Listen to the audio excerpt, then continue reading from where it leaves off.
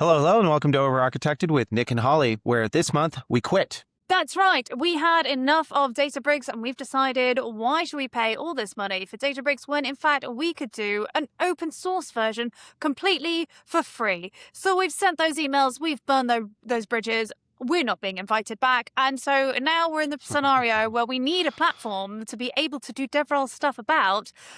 And to do that, we're going to try and build one out of open source with some wonderful help from Lisa Cao, open source aficionado, enthusiast, absolute juggernaut, a wonderful contributor in the community for so many open source projects. Welcome, Lisa. Hi, thank you for having me. I am really excited. It's nice to be here for maybe the last episode of Over Architected. I don't know. I think they're coming to get my laptop right now, so we need to finish this fast. I actually did go down this rabbit hole a little bit ago. So for those of you who don't know, I'm a DevRel here at Databricks, but I focus primarily on open source. And so I really like playing around with open source technologies. Cool. Okay, then. Show us. So, yes. Tell me. I don't know where I'd get started. Help me, please. I have no job. Okay. I will do my best, valiantly so. So the good thing is that Databricks, pretty much at most points of the stack, does have an open source equivalent, even like maintained and built by Databricks themselves, which means that it's actually pretty feasible to rebuild a lot of Databricks, at least in terms of its core skeleton, without necessarily having to go to anything proprietary. The rest we can actually supplement with other open source technologies that even Databricks uses as well. I'm going to caveat this by saying, nothing here is proprietary. I am running Ubuntu. I am using Vim, and we're going to use pure Vim for this because you guys are now going to be open source people, and open source people love their minimal text editors, and we're going to be working through it. So I have a open source repository called Lakehouse at Home that you can use if you want to follow along with this, and you can clone it for free, which is awesome. But one of the things that you'll need to do if you have a blank machine, so that's probably the step one, is that you need a computer, which it doesn't sound like Nick will have for very much longer, but we're going to work with it. And the second is that you need to have an operating system and some files and some data. I'm not going to tell you which data to use. That's really your choice.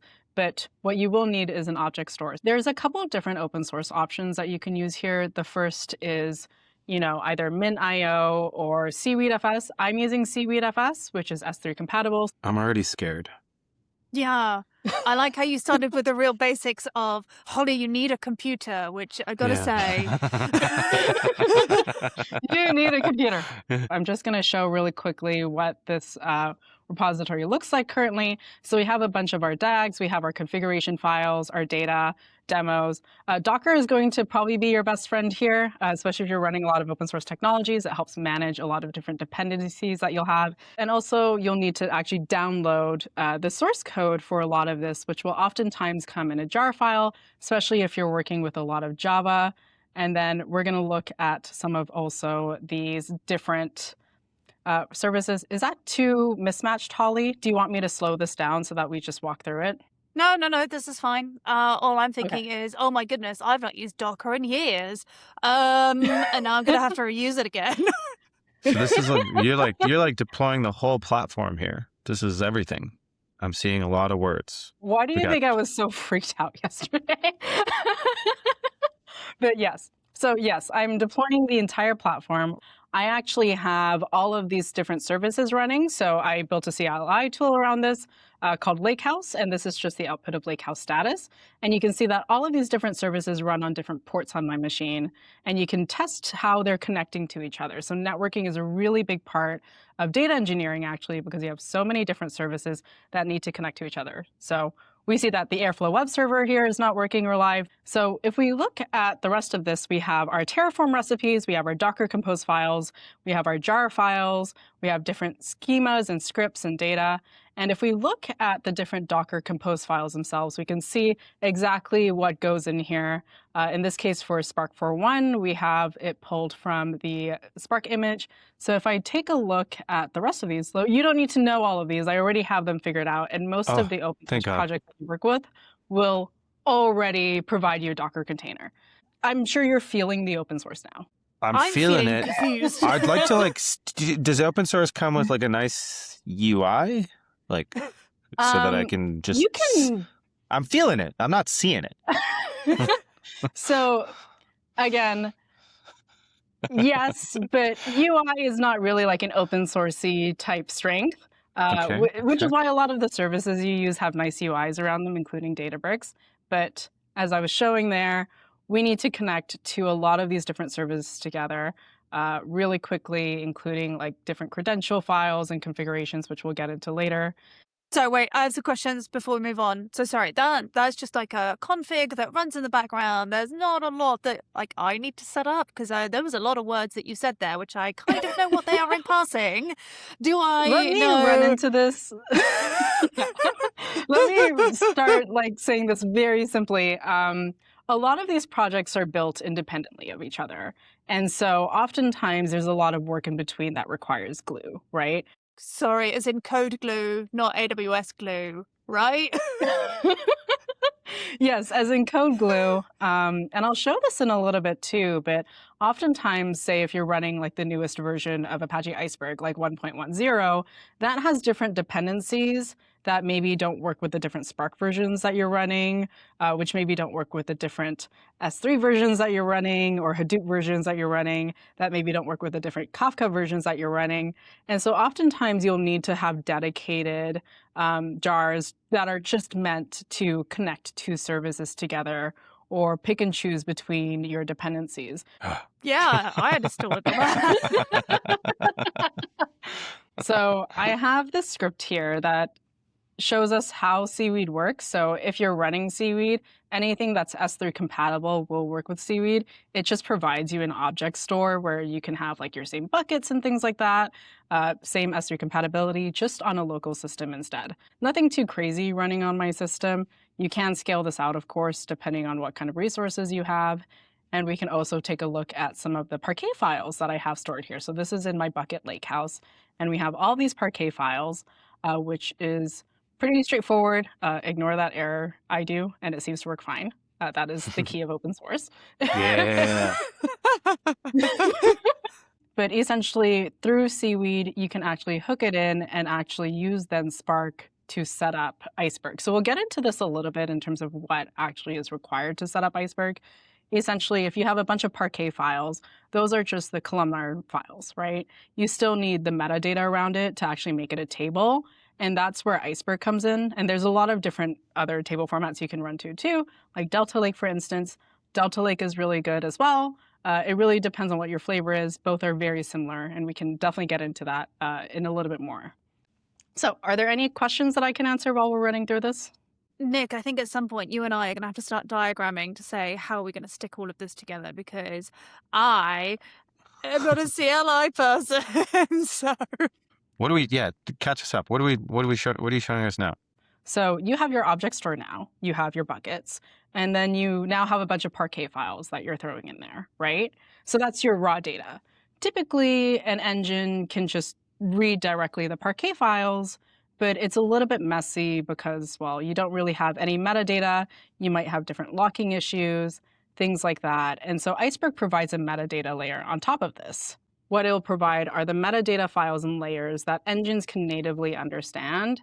And that really helps different engines coordinate across their different rights. If you have multiple engines, it makes it much easier to coordinate and actually helps preserve the integrity of your Parquet files by providing you things like snapshots, metadata statistics, metadata files. There's a lot of different complexities at scale, especially if you have not just hundreds or thousands, but millions and billions of Parquet files with different engines writing to them, having all these different rights, and you're worried about the integrity of the actual Parquet files. If you're using Spark with Parquet alone, you're directly loading all of those Parquet files straight into Spark, which is not clean hygiene. And so if you have Iceberg in between there as a table, then you can preserve the integrity of those files and make sure that there's no like abandoned rights, orphan processes, things like that, and that actually makes it much cleaner.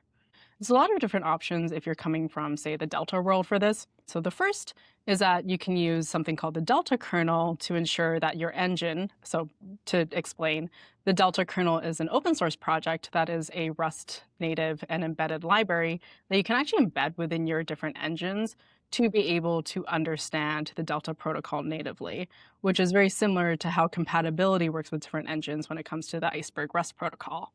The other option is to use something like Uniform, where you can actually use Iceberg clients to read Delta tables as icebergs. So does that make sense in terms of how the table formats and the engines and all these things work together?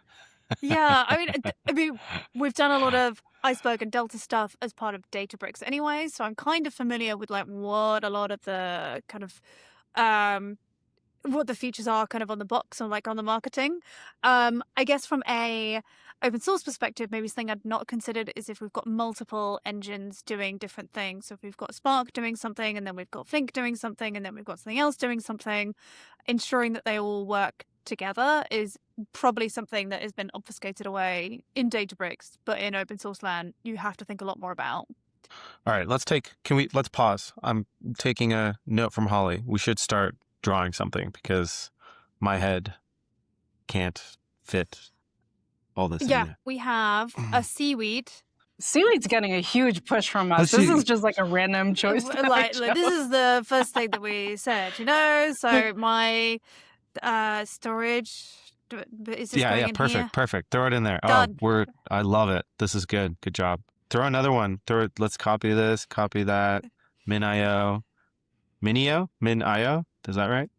Table formats. Delta. Iceberg. Okay, so we're building it up. I like where we're at. We have engines, right? And so wait, explain this Delta kernel thing again, just very briefly, because that's where I got a little bit lost, right? So we have like something like Spark. And doesn't Spark didn't they migrate it to like also use Delta kernel underneath? Like the Spark connector for Delta uses the Delta kernel, or no? I think where Delta kernel really shines is in engines that have nothing to do with the Databricks open source ecosystem. So let's say if you take something like Flink, for instance, or Trino, DuckDB, etc., that don't necessarily natively understand the way that Delta works, especially when it comes to its metadata systems and things like that. They don't need to build that in anymore directly into the engine. They can just instead take Delta kernel, which is like a very low-level embedded library, stick it in, make it compatible, and then never have to worry about it again. Oh my goodness, Holly, what have you done? The Delta kernel is not part of that. Delta kernel helps the engine, but it's not part of the engine. Like it's like an inline module, I guess. I don't know it's like a plugin. It's like a plugin. You also said Trino as well, so let's add that in. Boop. I'd put the arrows the other way if I were you, but it's fine. Also, you called the table format Delta RS, but Delta RS is like the connector, not the format. I thought that was the implementation in Rust rather than. Anyway, fine. It's fine. We can argue about this later. Does this accurately represent what you've described so far, or no? No, not at all. It's actually completely. I'm joking. There are some tweaks I would make to it. So, like Nick said, Delta kernel really lives on engine side compared to being in the table format. So, Iceberg has the IRC built in, whereas Delta can have the Delta kernel embedded in an engine, for instance. Okay, I'm just going to put them in between to show that it's kind of the glue to stick them all together. How about that? I might get a little bit picky about the arrow direction, but I think you're good. Okay. The argument we have every month. Fine. This is a beautiful diagram. I also want to note for you guys in particular, if you're building a data platform for the first time, I would not start out with 2 different object stores, 2 different table formats, and 3 engines. Fine. You know what? Well, this is our platform, and we're going to do it our way as well. Hang on. So we have storage, but we also have like storage / own computer. So if you really want to get pedantic about it, I've tested this on my machine so my machine's pretty powerful, but I think you can run what I have off like 16 gigabytes of RAM.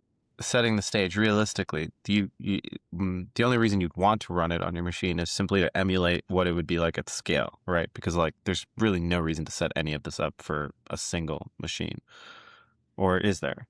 It depends how crazy you are. If you're like me, like kind of a little bit, but I think you can actually build this in a business. Like there's a lot of businesses out there that are very invested in open source. And so they would take a framework like this and then also apply it within their own servers on their own machines with a lot of other overhead too. But if you're serving it to, like, say, actual customers, you probably want to keep it off your laptop. Okay, fine. Let me update this to say not own laptop. All right. So, sorry, Lisa, we've rudely interrupted. You're halfway through showing us something, and then we got confused and drew a diagram. But now you know where we stand. So you pick it up from here. So I'm actually going to make you shift everything up between table formats and engines. You spent a ton of time building this beautiful diagram, but I want to make space here for a catalog and explain why we actually do need a catalog. So I went over this a little bit in the demo, and we can go back into it soon.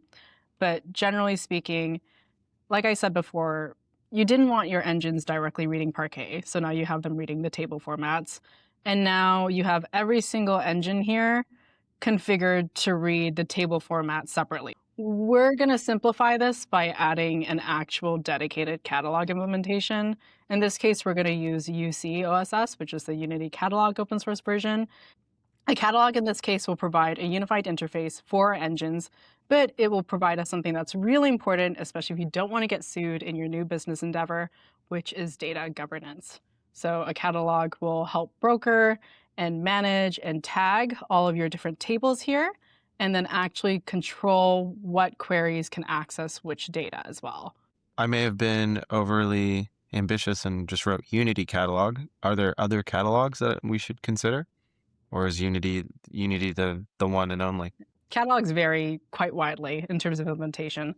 The Iceberg REST catalog is pretty basic in terms of how it couples to the data format itself, but other, different options that you have there in terms of catalog implementations include things like Lakekeeper, which is a Rust native Iceberg catalog implementation. There's also Polaris, which is an Apache project as well. There is also Gravitino, which is another open source project.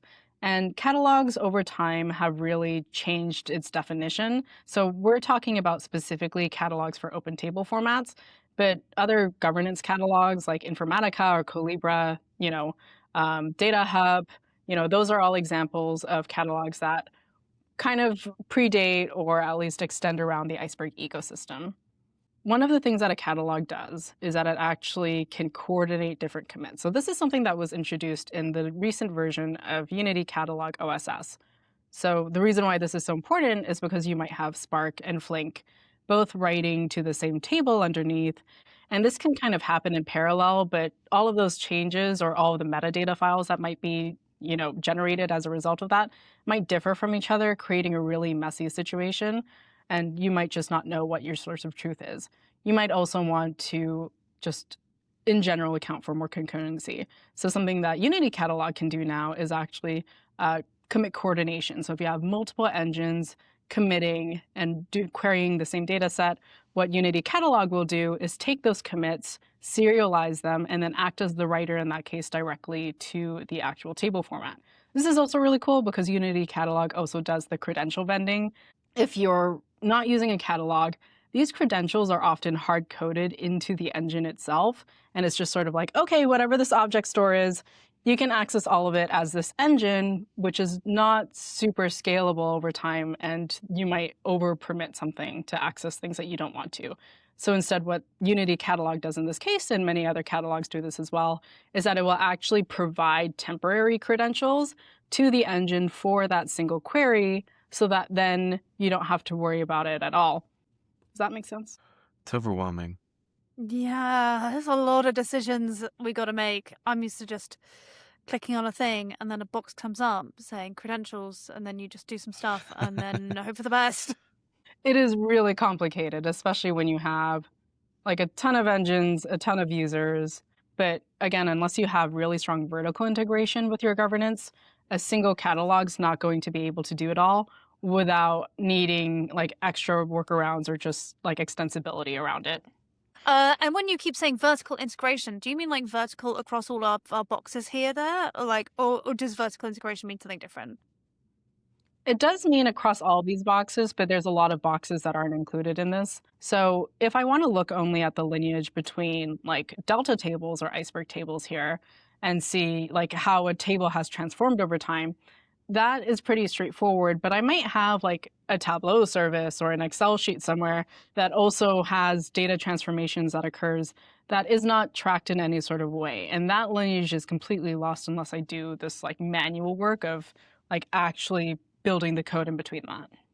So if we want to set up something like Unity Catalog, one, we're going to have to run it as a service, just like everything else here is run as a service. And once we do have that, we can actually configure it to detect and catch our tables. So in this case, we have it set to detect our iceberg tables, and we can actually then use and query, let's say, like Unity Catalog, either using like a Spark query or using Post or REST or whatever, to be able to actually list and interact with our tables instead of going directly to the iceberg REST catalog, or worse, going straight into SeaweedFS and trying to list individual Parquet files. You can see that the return is in a JSON format, and we actually get our catalog. So if you're used to working with UIs, this is the same information, just not in a drop-down menu. And earlier you said something about setting this up as a service. Like, what does that mean? Sorry, you say that like that's one of many options. Typically, a service is something that's running 24/7 that you can then query. Like if I want to go to a website, it's always going to be up and it's always going to be there. And it lives at a very specific place on my network. There is a lot of networking that comes to data platforms that people do not realize. Okay, I'm going to show you guys now through the shell script that I've showed you what it actually looks like to interact with Unity and actually run some really simple curl commands against my existing catalog so that then I can see it listed out. And you can see it's pretty clean. Cool. So we're having a look at this data, and is this meant to be like a substitute for UI of like what are the things that I can browse and look through, or is this something that other services are then going to query and come back with that information? They're going to query and come back with that information. I think only a masochist really interacts with their data infrastructure this way, to be honest. Unity Catalog does offer a UI. Most of these services do. But I will also say that most of the UIs in open source are typically stripped down compared to their proprietary equivalents. What is the like go-to for a notebook interface? Is it still like Jupyter? Like what's the latest and greatest? I think Jupyter is still pretty much the winner in this space. It has the most robust ecosystem. So if you want to work with your data transformations in that way, that's really great. Jupyter is hard to run though. Like there's a lot of dependencies that make it really messy to run at scale, especially if you're managing the notebooks itself, but it is possible. You hear that, Holly? It's possible.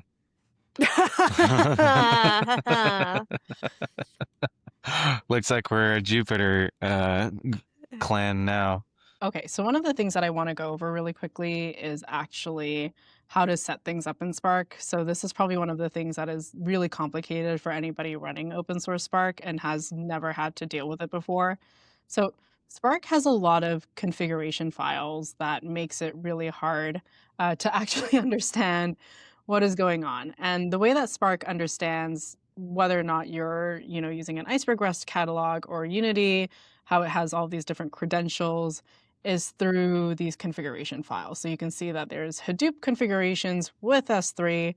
We have to load in our actual jar files in here that has all of that glue that I talked about before. So things like the iceberg Spark runtime, AWS compatibility, which we're using to interface with Seaweed, and then all of these extra bundles as well. So it's really important to note that this is probably where you're going to have a ton of stuff set in there.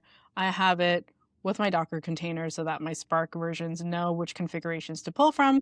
But it's really important if you're setting up for the first time that this is something that you keep an eye on. Cool. And if I get it wrong, it just doesn't work, right? Yeah, everything breaks and your internet gets canceled. So one of the other things that I want to show you guys is how I'm using Spark 4.1. So if you recall earlier, I had Spark 4 and Spark 4.1. I'm using 4.1 for most things because it comes with a lot of awesome new features. And typically the way that you submit your transformations or your code is through something called Spark Submit. So I guess in this environment, like everything that you're setting up with infrastructure is also going to be in the same kind of terminal window CLI tool that you're using to do all your kind of data analysis in your ETL. Yes, precisely.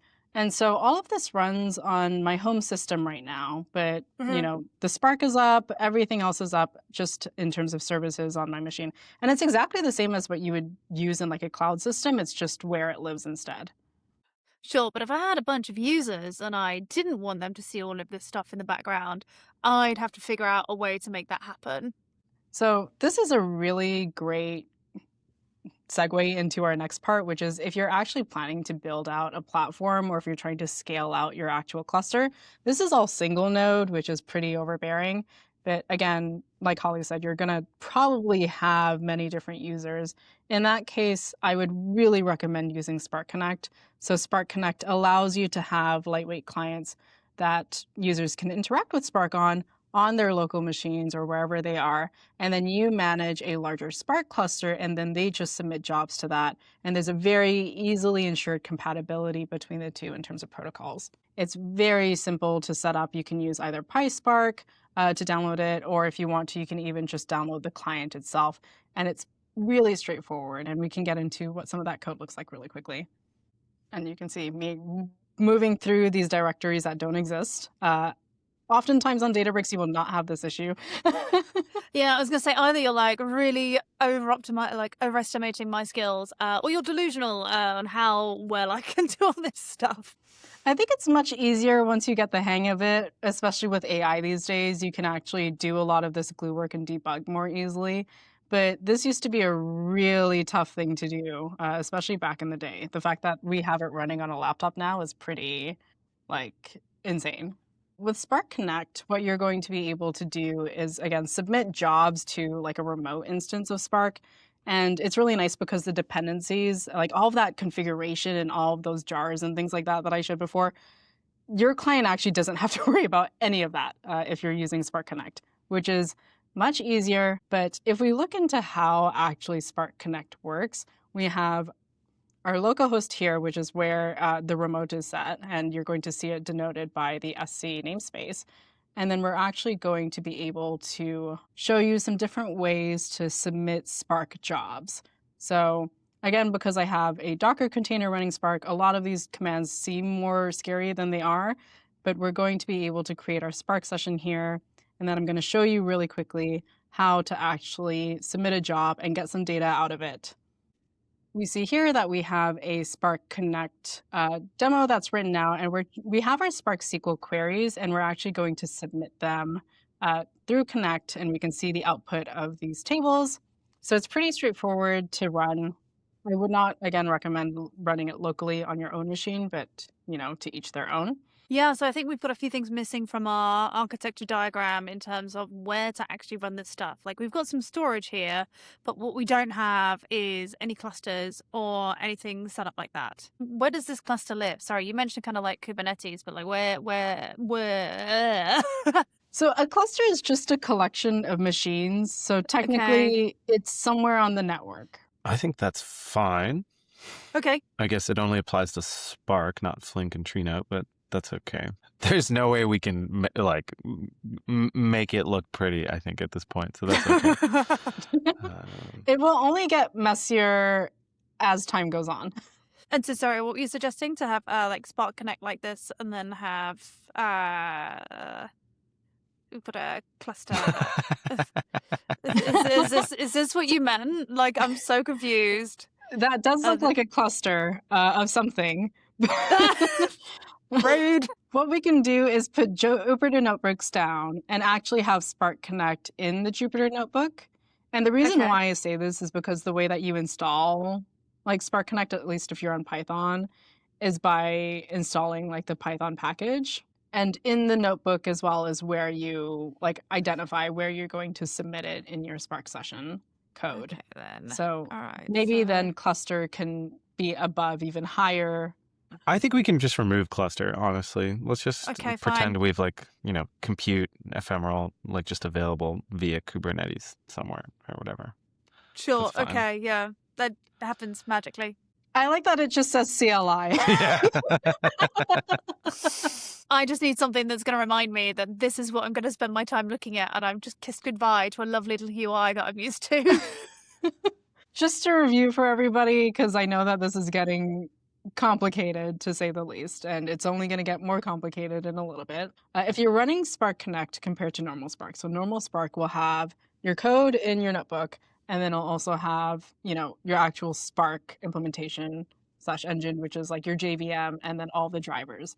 And that all is like one process that's coupled together, right? It's all very hard to separate it out. So if you're using Connect, what you can then do is submit over a network protocol, in this case gRPC, to connect to a server. And same like sort of concept that we talked about with Unity earlier. And so we're connecting it and we're submitting it to a service that's running somewhere else. And then we don't have to think about configuring all of that locally. Does that make more sense? I'm sure with time it will, yes. It's the same API, it's the same everything. It's just configured a little bit differently, especially if you're running really large organizations. We can move on to the next part of this now, which is if you're developing a lot of Spark code, yes, Connect makes it easier in terms of like somebody else, in this case you guys, sadly still, manage all of the actual Spark glue code and the configurations, all of these different things, the jars and dependencies.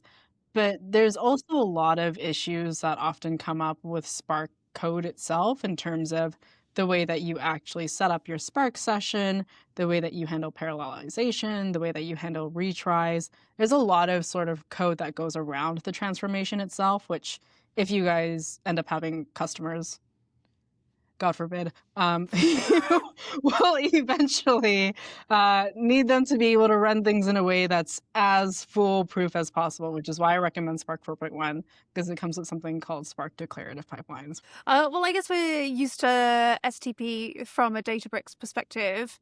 So if it looks very similar to that, I think we kind of understand that bit. It's more the setup that we're struggling with.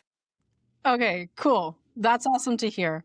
So Spark Declarative Pipelines comes with a different set of tools than maybe people are used to when it comes to like Spark Submit or running their own jobs. I won't get into it too deeply, but when you initialize an SDP project, you create a YAML file spec that then contains your different configurations for your different files. That includes your code. And then you can then perform something like a Spark Pipelines dry run and then submit that into Spark itself. So you can also do a normal run. It really depends on if you want actual data to be processed or if you just want it to, like, say, double check your logic for you and make sure that you don't really have any like issues. So assuming that you guys are unemployed right now and you want to save money on compute, even if it's your local compute, I would highly recommend using dry run very liberally in your case. So you can see that SDP syntax requires declaring a table, and we have the ability to use streaming as well as our normal declarative batch syntax as well. So we have this table here that's actually pulling from our Kafka service that we set up earlier and is pulling out orders. We also have our materialized view, and this is how we're building out the silver layer as well. And then we have our gold layers here. We don't really need to get into these transformations. It really depends on what your data looks like. But this is just like a really simple high-level overview of what, say, a Python script that utilizes SDP looks like. This is also terrifying in the command line. I'm just going to keep repeating that. Yeah. The whole thing about Spark Declarative Pipelines was the DAG for me personally. I'm just a simple person. I just like seeing the data flow. So if you're not a hardcore Vim user and you're a VS Code user, there are like open source like VS Code plugins that will allow you to visualize your DAGs, which is really awesome. So this is a look at the configuration file, really simple. You can see that it just has our libraries and the Python files that we're including. We declare our catalog and our directories and things like that. And so we're going to see what it actually looks like to run this really quickly so that you have a good idea of what it looks like. So you have our pipeline code, and this is just piping out the logic back to us so that we see it. And then we can see these tables being made as well. So nothing that I would get too in the weeds of, but if you just want to see what the output of these lines are, especially if you want to play around with it at home, it's very easy to just take a look, run it through, and then see what the difference is. So in this pipeline, really easily, we're generating our silver and our gold tables through a really simple script. And then we're showing that this verifies and works. Okay, then. So where does all the logging for this go? Like, if you get a bunch of errors, do you just have to search through this and hope that all of it's been saved? Spark does have a lot of logs. I think as a backup, it's really good practice just to keep these logs somewhere else safe, especially if you're running so many different services that have their own logs as well. Log Mhm. ingestion and debugging is a very different part of running a platform that I think is a little bit out of our scope. Nick, what do you think? I think we're maybe trying to cram too much into one thing, one episode, but that's okay. You guys wanted the entirety of Databricks into one machine. This is what it looks like. That's fair. That is fair. Okay, we're going to be busy. Good job we don't have a job anymore. Does it feel clear how you run this in a networked environment with high-powered clustered machines in a distributed system? Absolutely not. Yeah, totally. Yeah, I get it straight away. How's this hard? This is so easy. Yeah, great. All right, tell Cool. us. So I think where a lot of the complication comes from is really trying to run with multiple different clusters and jobs. And the reason why we need clusters and jobs and all these different things at scale is because oftentimes the more our business grows, in this case, as you guys raise whatever series you want to raise around this data platform idea, you will eventually have a need for more performance, more machines, more raw compute, and more reliability, right? This idea of fault tolerance that, you kind of need a job to complete no matter what. You need your data, readily available, no matter if, there is a power outage, in my case, San Francisco or not, etc. And so the way that we do that is by building infrastructure around it that keeps things running smoothly. Oftentimes, if you're then running with Spark declarative pipelines, and with Airflow at the same time, that gives you a lot of coverage in terms of actually scaling this out as you're having multiple containers running at once. In each one of these, we've only had one container running one service, but you're likely going to have like 5 to 10 Spark containers. All right, I'm just going to add to our diagram of scaling considerations. And I'm going to add in, I said multiple containers, and also you said around Airflow. What other things do we need for our scaling considerations? Logging, Kubernetes, being expensive, so that you have healing for your containers, orchestrating them. Kubernetes and orchestration, and then logging, which sounds like it's expensive. I was going to put the dollar signs on its own row. Okay, more dollars.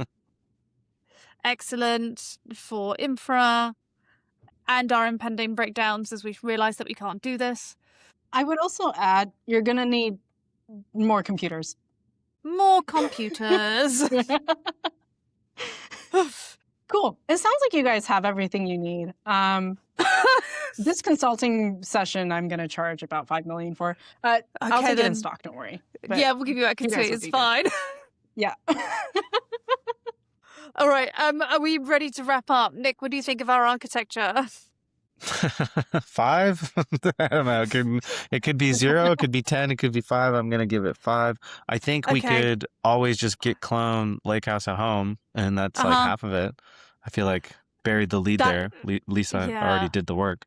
Mm-hmm. Yeah, I feel like as a local thing, like if it was just me wanting to play around and making my own free version, like, is it doable? Yeah, it looks like I could do it, but I don't know if it would be enjoyable. Like, would setting up your own open source version be more enjoyable than using Databricks Free Edition? No.